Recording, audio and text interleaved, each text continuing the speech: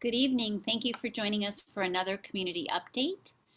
We're thrilled to be able to share some actually really exciting news about what's going on in our district. We will also share a little bit information about where we are with COVID. I know I'm personally eager to hear an update about the mask mandate on February 28th, so we're patiently awaiting that with respect to what's happening in schools.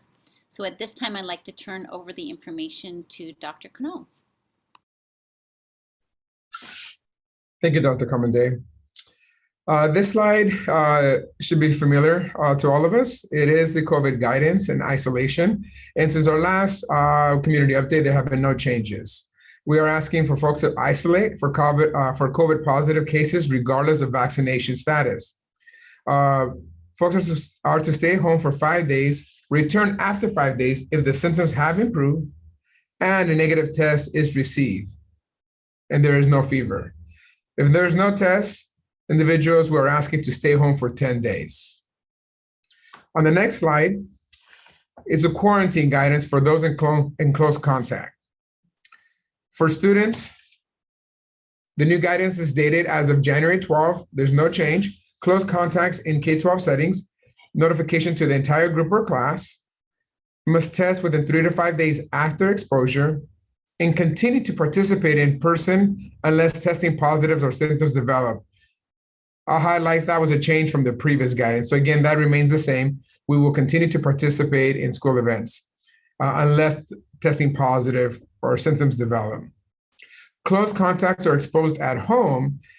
If unvaccinated, they are to undergo standard quarantine, which is 10 days at home unless a negative test after day 5.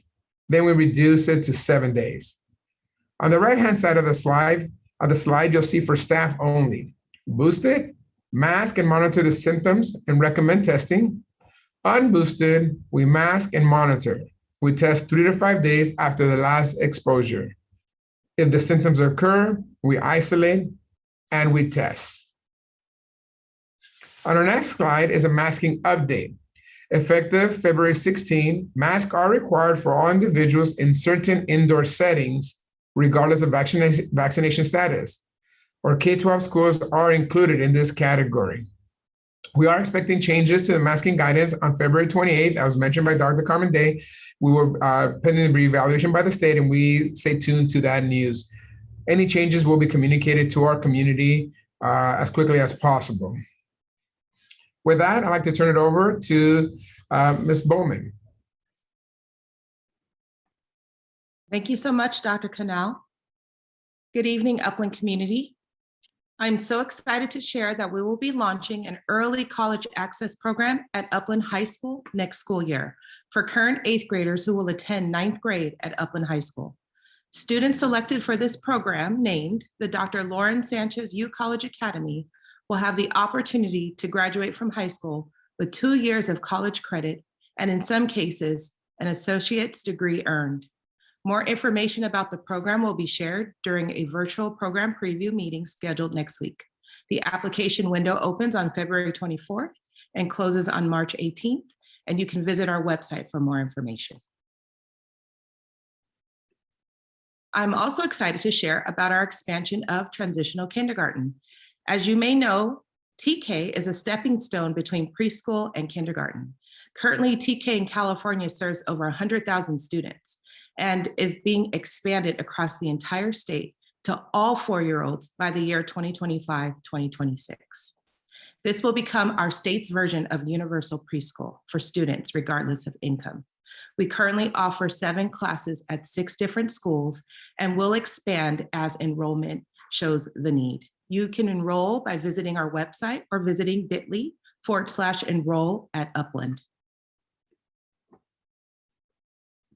I'm also excited to share that we will resume summer programming this coming summer for all students. Summer programs will be available for elementary students in 2 sessions beginning in June and a second session in July. We'll have reading and math camps for junior high and traditional summer school offerings with catch up and get ahead course offerings. We're excited to offer this wonderful opportunity to all of our students. And now we will transition to Dr. Carmen Day with some very important announcements. Thank you, Ms. Bowman. I want to take a moment to talk about our Black History Month celebration. It's going to be on February 28th from 5 to 7 p.m. at the Upland High School quad area, right in front of the library. There's plenty of space. We're going to have wonderful food, music, and a fantastic keynote speaker, Dr. Daniel Walker, who's actually a friend of mine. So I look forward to all of us coming together and celebrating.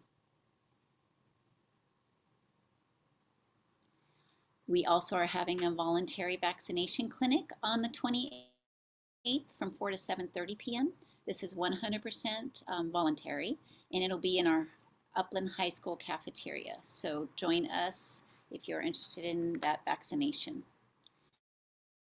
Then our last announcement really is a fundraiser, and it is going to be coming up right away here on the 19th and 20th at Upland High School in the cafeteria.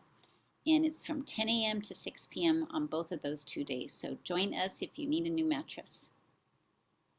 Just as usual, I always want to make sure that I offer all of the support necessary for any social emotional needs that you or your family may have, or any of our staff as well. We have a crisis line you see on the screen. You have Care Solo, so you can access a lot of information online.